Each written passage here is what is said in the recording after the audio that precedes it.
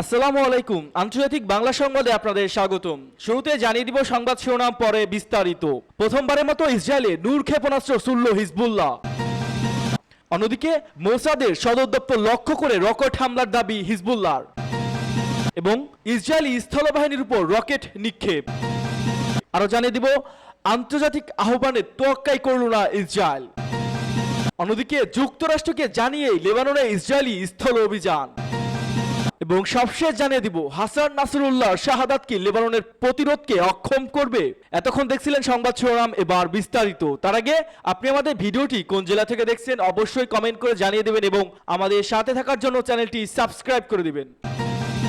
সামরিক ঘাঁটি ও অবৈধ বসতি লক্ষ্য করে হামলা। প্রথমবারের মতো ইসরায়েলের নূর ক্ষেপণাস্ত্র ছুড়ল হিজবুল্লাহ। লেবাননে ইসলামী প্রতিরোধ আন্দোলন হিজবুল্লাহ ইহুদিবাদী ইসরায়েলের বিরুদ্ধে ক্ষেপণাস্ত্র ও রকেট দিয়ে প্রতিশোধমূলক হামলা চালিয়ে যাচ্ছে। এর অংশ হিসেবে গতকাল সন্ধ্যায় হিজবুল্লাহর যোদ্ধারা প্রথমবারের মতো নূর ক্ষেপণাস্ত্র ব্যবহার করে ইসরায়েলের উত্তরাঞ্চলে কাফর গিলাত গ্রামে হামলা চালায়। ইসরায়েলের বর্বর সেনারা লেবাননের শহর, গ্রাম এবং বেসামরিক স্থাপনাগুলোতে একের পর এক যে নরকীয় হামলা চালিয়ে যাচ্ছে তার জবাবে এই ক্ষেপণাস্ত্র দিয়ে হামলা চালানো হয়েছে।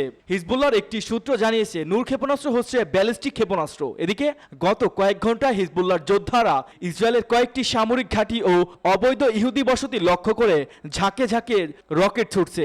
হিজবুল্লাহর এক বিবৃতিতে বলছে, অবরুদ্ধ গাজা উপত্যকায় সম্মানিত ফিলিস্তিনদের প্রতি সমর্থন জানিয়ে এবং লেবাননের জনগণকে রক্ষা করার জন্য আজ ইসরায়েলে উত্তরাঞ্চলে ইস্টুলা বসতিতে দখলদার সেনাদের লক্ষ্য করে রকেট হামলা চালানো হয়েছে। এসব রকেট সরাসরি লক্ষ্যবস্তুতে আঘাত এনেছে বলে হিজবুল্লাহ বিবৃতিতে জানানো হয়েছে। এদিকে ইসরায়েলের নাকুরা সামরিক ঘাঁটিতে হিজবুল্লাহ যোদ্ধারা ফাঁদি 2 ক্ষেপণাস্ত্র দিয়ে হামলা চালিয়েছে। এছাড়া ইসরায়েলের সাফেদ শহরেও হিজবুল্লাহ ব্যাপকভাবে রকেট হামলা চালিয়েছে। পাশাপাশি হিজবুল্লাহর যোদ্ধারা জাওর আর্টিলারি অবস্থানে ইসরায়েলি সেনাদের একটি সমাবেশে রকেট দিয়ে আঘাত করে। খবর পার্স টুডে। মোসাদের সদর দপ্তর লক্ষ্য করে রকেট হামলার দাবি হিজবুল্লাহর। তেল আবিবে অবস্থিত ইসরায়েলের গোয়েন্দা সংস্থা মোসাদের সদর দপ্তর লক্ষ্য করে রকেট হামলা চালানোর দাবি করেছে হিজবুল্লাহ। 1 অক্টোবর এক প্রতিবেদনে এ তথ্য জানিয়েছে সংবাদ মাধ্যম বিবিসি। হিজবুল্লাহ বলছে তারা তেল আবিবে অবস্থিত মোসাদ এবং ইউনিট 8200 সদস্য সদর দপ্তর লক্ষ্য করে ফাদি 4 রকেট উৎক্ষেপণ করেছে। হিজবুল্লাহ রকেট হামলায় মোসাদের সদর দপ্তরে কোনো ক্ষয়ক্ষতির খবর তাৎক্ষণিকভাবে পাওয়া যায়নি। তবে ইসরায়েলি সেনাবাহিনী বলছে গত 1 ঘন্টায় লেবানন থেকে প্রায় 15টি ক্ষেপণাস্ত্র প্রবেশ করেছে। এগুলো উত্তর ইসরায়েলে উচ্চ গ্যালিলি অঞ্চলে উন্মুক্ত এলাকায় পড়েছে। বিবিসির প্রতিবেদনে বলা হয়েছে, গত মাসে লেবাননের পেজার এবং ওয়াকিটকি বিস্ফোরণের পেছনে মোসাদের হাত রয়েছে বলে দাবি করেছে হিজবুল্লাহ। তবে এ বিষয়ে কোনো মন্তব্য করেনি ইসরায়েল। আর ইউনিট 8200 ইসরায়েলি সেনাবাহিনীর কেন্দ্রীয় গোয়েন্দা সংস্থা, সংগ্রহণকারী সংস্থাটিকে প্রায় মার্কিন জাতীয় নিরাপত্তা সংস্থার NSA সঙ্গে তুলনা করা হয়। এদিকে হিজবুল্লাহর অবকাঠামো লক্ষ্য করে 1 অক্টোবর দক্ষিণ লেবাননের সীমান্তবর্তী কয়েকটি গ্রামে নির্দিষ্ট এবং সীমিত স্থল অভিযান শুরু করেছে ইসরায়েল সেনারা। এরপরই এই অভিযানে ইসরায়েলকে সমর্থন করার প্রতিশ্রুতি দিয়েছে তাদের মিত্র যুক্তরাষ্ট্র। ইসরায়েলি স্থলবাহিনীর উপর রকেট নিক্ষেপ। ইসরায়েলি স্থলবাহিনীর উপর রকেট নিক্ষেপ করেছে লেবাননের সশস্ত্র গোষ্ঠী হিজবুল্লাহ। হিজবুল্লাহ বলছে তারা মঙ্গলবার সকালে ইসরায়েলি সীমান্ত শহর মেটুলা ইসরায়েলি সেনাদের লক্ষ্য করে রকেট ছুড়েছে। বিবিসির এক প্রতিবেদনে বলা হয় রকেটের একটি ব্যারেজ উৎক্ষেপণ করা হয়েছিল। এর 25 মিনিট আগে আর্টিলারি ফায়ার করে ইসরায়েল। আইডিএফ ঘটনা সত্যতা নিশ্চিত করেছে। তাদের দাবি সীমান্ত এলাকায় বেশ কয়েকটি আকাশ প্রতিরক্ষা ব্যবস্থা সক্রিয় করা হয়। প্রায় 5টি উৎক্ষেপণ রকেট শনাক্ত করে। কিছু রকেট আকাশে ধ্বংস করা হয়, কিছু খোলা ভূমিতে আঘাত করে দুর্ঘটনা ঘটায়। সোমবার ইসরায়েলি সামরিক বাহিনী উত্তর মেটুলা, মিশগাব আম এবং কাফার গালাদির আশেপাশে এলাকাগুলোতে ক্লোজ মিলিটারি জোন ঘোষণা করে প্রবেশ নিষিদ্ধ করেছে। সেখানে হামলা করে হিজবুল্লাহ, যদিও তা সফল হয়নি বলে জানা গেছে। এদিকে দক্ষিণ লেবাননে প্যারাট্রুপের মাধ্যমে কমান্ডোর নামিয়েছে ইসরায়েল। সেখানে বড় ধরনের সংঘাতের খবর জানিয়েছে রয়টার্স। এক প্রতিবেদনে বলা হয় রাত থেকে সেখানে ব্যাপক গোলাগুলি হচ্ছে। সীমান্তের ওপর থেকে আর্টিলারি ফায়ারের আওয়াজ প্রকম্পিত পুরো এলাকা। সকাল নাগাদ লেবাননের সেনাবাহিনী যুদ্ধক্ষেত্রে ছেড়ে পিছু হাঁটবে, তবে এখনও একের পর এক বিস্ফোরণ ঘটছে। এদিকে হিজবুল্লাহর প্রধান হাসান নাসরুল্লাহ নিহতের পর প্রথমবারের মতো জাতির উদ্দেশ্যে ভাষণ দিয়েছেন লেবাননের সশস্ত্র গোষ্ঠী উপপ্রধান নাইম কাশেম। ওই ভাষণে তিনি যুদ্ধ দীর্ঘস্থায়ী হওয়ার আশঙ্কার কথা জানিয়ে বলেন ইসরায়েলি স্থল হামলার রুখে দিতে তারা প্রস্তুত। তিনি যে কোনো পরিস্থিতিতে ইহুদিদের অত্যাচারের বিরুদ্ধে লড়াই অব্যাহত রাখার অঙ্গীকার করেন। অপরদিকে মিত্র দেশের সহযোগিতা ইরানের এগিয়ে আসার সম্ভাবনা ধীরে ধীরে প্রবল হচ্ছে। ধারণাটি ব্যাপক, যুক্তরাষ্ট্র ও সজাগ। তারা আগেভাগে জানিয়ে দিয়েছে লেবানন ইসরায়েলি যুদ্ধে ইরানের হস্তক্ষেপ মেনে নেবে না তারা। ইসরায়েলের হামলা চালানোর ইরাকের গুরুতর পরিণতি ভোগ করতে হবে। আন্তর্জাতিক আহ্বানের তোয়াক্কাই করল না ইসরায়েল। যুক্তরাষ্ট্রকে সঙ্গে পেয়ে যেন গোটা বিশ্বকে থোড়াই কেয়ার করছে ইসরায়েল। লেবাননে হামলার ব্যাপারে জাতিসংঘ বিশ্বের বহু দেশ বারণ করার পরও স্থল অভিযান শুরু করেছে দেশটি। বন্ধু ইসরায়েলের পাশে সবসময়ের মতো এবারও পাশে আছে যুক্তরাষ্ট্র। দেশটির প্রতিরক্ষা মন্ত্রী ইরানকে হুঁশিয়ারি করে একটু টুইট বার্তা জানিয়ে দিয়েছে, যদি লেবানন অভিযানের কারণে ইসরায়েলকে ইরান টার্গেট করে তাহলে তাদের পরিণতি ভয়াবহ হবে। মঙ্গলবার ভোরে দক্ষিণ লেবাননের সীমান্ত স্থল অভিযান শুরু করেছে ইসরায়েলি সামরিক বাহিনী। লেবাননের এক নিরাপত্তা কর্মকর্তা জানিয়েছে, ইসরায়েলি দক্ষিণ বৈরুতে কমপক্ষে 6টি হামলা চালাচ্ছে এবং সিরিয়ার রাষ্ট্রীয় গণমাধ্যম রাজধানী দামেস্কের আশেপাশে প্রাণঘাতী হামলার খবর দিয়েছে।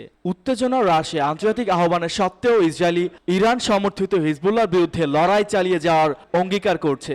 শুক্রবার বৈরুত ব্যাপক হামলায় হিজবুল্লাহ প্রধান হাসান নাসরুল্লাহ নিহত হওয়ার পরও ইসরায়েলি প্রতিরক্ষা মন্ত্রী ইয়েফ গ্যালান্ট সতর্ক করে দিয়ে বলেছে, যুদ্ধ এখনো শেষ হয়নি। যুক্তরাষ্ট্রকে জানিয়ে লেবাননে ইসরায়েলের স্থল অভিযান। লেবাননের স্থল অভিযানে আগে যুক্তরাষ্ট্রকে জানিয়েছিল ইসরায়েল। সোমবার এই কথা জানান মার্কিন এক কর্মকর্তা। ব্রিটিশ সংবাদ মাধ্যম বিবিসি এক প্রতিবেদনে এ তথ্য জানানো হয়েছে। প্রতিবেদনে বলা হয়, স্থল অভিযান শুরুর আগে যুক্তরাষ্ট্রকে পরিকল্পনার কথা জানানো হয়েছে। সে অনুযায়ী পুরো লেবানন নয়, নির্দিষ্ট কিছু অঞ্চলে অভিযান চালাবে ইসরায়েলি সেনারা। মার্কিন গণমাধ্যম সিবিএ জানিয়েছিল, সোমবার শুরু হতেই পারে স্থল অভিযান। ইসরায়েলি প্রতিরক্ষা মন্ত্রী ইয়েফ গ্যালান্টও ইঙ্গিত দেন, 2-1 দিনের মধ্যে লেবাননে প্রবেশ করবে ইসরায়েলি বাহিনী। হামলায় আর কোনো সীমারেখা মানবেন না হিজবুল্লাহ। হাসান নাসরুল্লাহ শাহাদত কি লেবাননের প্রতিরোধকে অক্ষম করবে? বিশিষ্ট লেখক ও বিশ্লেষক ডক্টর আলী আহমেদের মতো ইতিহাসে দেখা গেছে প্রতিরোধ অক্ষ ইহুদিবাদী ইসরায়েলের সঙ্গে সংঘাতের প্রথম সপ্তাহগুলোর মধ্যে আঘাতের ধাক্কা কাটিয়ে উঠছে সবসময়। হিজবুল্লাহর মহাসচিব সাইদ হাসান নাসরুল্লাহ শাহাদতের পরও এই আন্দোলনের ইহুদিবাদী বিরোধী সংগ্রাম জোরালোভাবে অব্যাহত রাখতে সক্ষম হবে বলে তিনিও অন্যান্য বিশ্লেষক মনে করেন। হিজবুল্লাহর সঙ্গে সাধারণ সংহতি কৌশলগত বিষয়ে বিশ্লিষ্ট লেবানন বিশ্লেষক ও লেবানন সরকার ও জাতিসংঘের শান্তি রক্ষী বাহিনী সমন্বয়ক মুনির শাহাদার মতে, লেবাননের বেতার যন্ত্রগুলো সাইবার হামলার মাধ্যমে বিস্ফোরণ ও হিজবুল্লাহর মহাসচিব সহ বেশ কয়েকজন কমান্ডারের শাহাদত প্রতিরোধ আন্দোলনের তৎপরতা ও সমর্থনের উপর প্রভাব ফেলতে পারে। কিন্তু প্রতিরোধ যোদ্ধারা হিজবুল্লাহর শীর্ষ নেতা ও কমান্ডারদের সঙ্গে সাধারণ সংহতি প্রকাশ করে ওইসব ইসরায়েলি হামলা মাত্র কয়েক ঘন্টা পরে ইসরায়েলের ক্ষেপণাস্ত্র হামলা পুনরায় শুরু করতে সক্ষম হয়েছে। ফলে খুব দ্রুত ভারসাম্যপূর্ণ অবস্থানে ফিরে এসেছে হিজবুল্লাহ। শাহাদাতের মতে, পরিস্থিতি জটিল হওয়া সত্ত্বেও অধিকৃত অঞ্চলে হামলা বন্ধ করবে না হিজবুল্লাহ। ইহুদিবাদী শরণার্থী বা বাস্তুতত্ত্বের সংখ্যা আরও বাড়বে। নিরাপত্তা বিশ্লেষকরা বলছেন, গাজা যুদ্ধ না থামা পর্যন্ত হিজবুল্লাহর হামলা বন্ধ করবে না। ফলে হিজবুল্লাহর হামলার কারণে উত্তরাঞ্চল থেকে পালিয়ে যাওয়া ইসরায়েলকে আবারও উত্তরাঞ্চলে ফিরিয়ে আনার যে স্বপ্ন দেখছে নেতানিয়াহু, তা বাস্তবায়ন হবে না। কারণ হিজবুল্লাহ এখন তেল আবিবের দিকে ক্ষেপণাস্ত্র নিক্ষেপ করছে 120 কিলোমিটার পাল্লার। তাই ফিলিস্তিনি উত্তরাঞ্চল ছাড়াও অবৈধ ইহুদিবাদী বসতিগুলোর অধিবাসীরাও এখন ঘরবাড়ি ছেড়ে আশ্রয় কেন্দ্রগুলোতে পালিয়ে যেতে বাধ্য হবে। অর্থাৎ 1,20,000 থেকে 1,30,000 বাস্তুচ্যুত ইহুদিবাদী দখলদারদেরকে তাদের অবৈধ বসতিগুলো ফেরাতে আনতে গিয়ে ইসরায়েলে হয়তো 10 লাখেরও বেশি ইহুদিবাদী বাস্তুচ্যুত হওয়ার বিষয়ে ভাবতে হবে। হিজবুল্লাহর প্রধানের শাহাদাতের পর আরও কোনো সীমারেখা মানবে না এই আন্দোলন।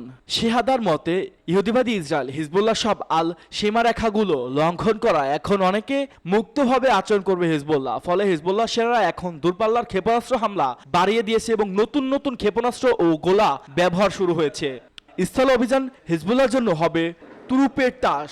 মুনির শাহাদার মতে, ইসরায়েলি লেবাননে স্থল অভিযান শুরু করলে তা হবে হিজবুল্লাহর জন্য বড় ধরনের উপহার। কারণ একবার শূন্য দূরত্ব থেকে যুদ্ধ শুরু করলে একই অঞ্চলে বিমান হামলা বন্ধ রাখতে বাধ্য হবে ইসরায়েল। আর স্থল যুদ্ধের ব্যাপক পারদর্শী হিজবুল্লাহ সেনারা দক্ষিণ লেবাননে পরিচিত ও স্বাভাবিক পরিবেশের খুব ভালোভাবে যুদ্ধ করতে পারবে। অন্যদিকে ইহুদিবাদী সেনাদের জন্য দুর্গম এই পার্বত্য অঞ্চলকে যুদ্ধ সহজ হবে না। এই অঞ্চলে 118 কিলোমিটার প্রশস্ত ও 50 কিলোমিটার দৈর্ঘ্য, অর্থাৎ এই অঞ্চল গাজার চেয়েও বেশি প্রশস্ত।